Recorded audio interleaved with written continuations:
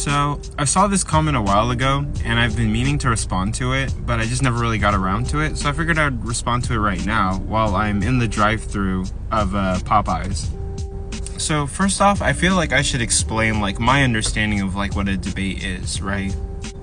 I don't think that the goal of a debate is to, get to truth, and I learned this, very early on when I started, having a love for debates, I think, in high school, right?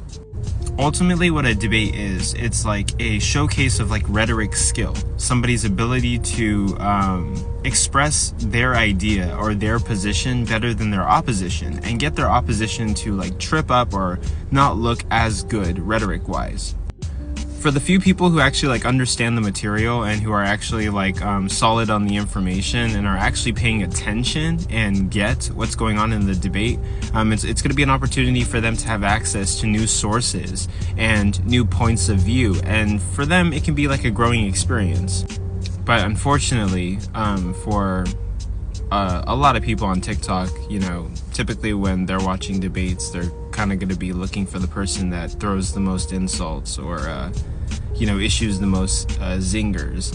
I don't mean this as an insult, but a lot of people are not really going to soak out the informational juice or key material from a debate.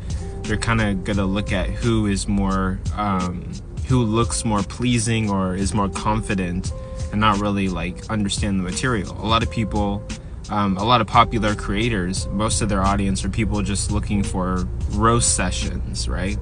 But ultimately, a debate is a showcase of rhetoric, and for the few that are actually interested in the material and, study it and, assess the information, it's going to be a learning experience for them, right? So, it's not really the most effective way to find truth. Sometimes the person with the worst idea wins because they have better rhetoric or they've read more material.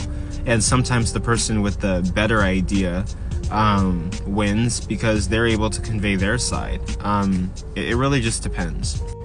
Ultimately, conversations are going to be more prone to finding the truth. Conversations where both people are listening and understanding and assessing the information, not debates where people are competing to win. But sorry that we're 2 minutes in and I haven't really answered the question. That's not really the point, right?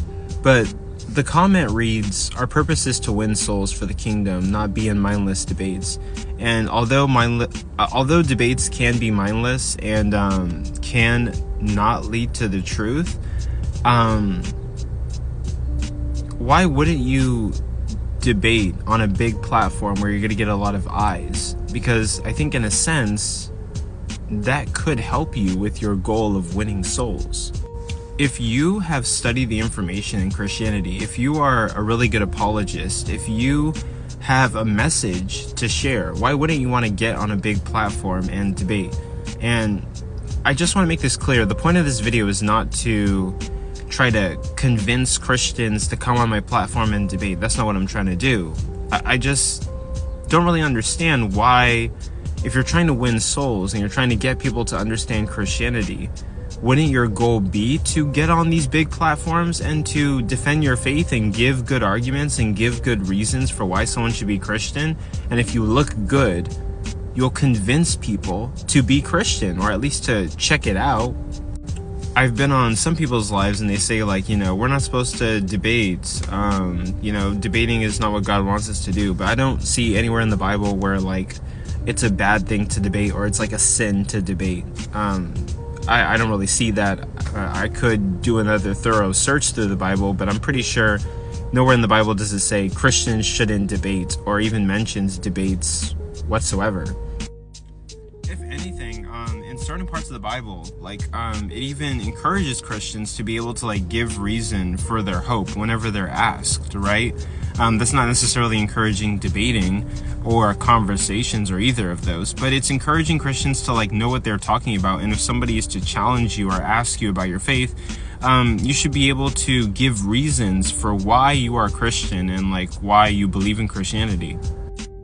I mean, if you go to 1 Peter 3:15, right, it's saying, it says, always be ready to give an explanation to anyone who asks you for a reason for your hope. like that would be the passage that I'm specifically referencing. And, you know, growing up, I wish that more Christians would like have conversations and like learn about their faith and be able to give reason for their hope.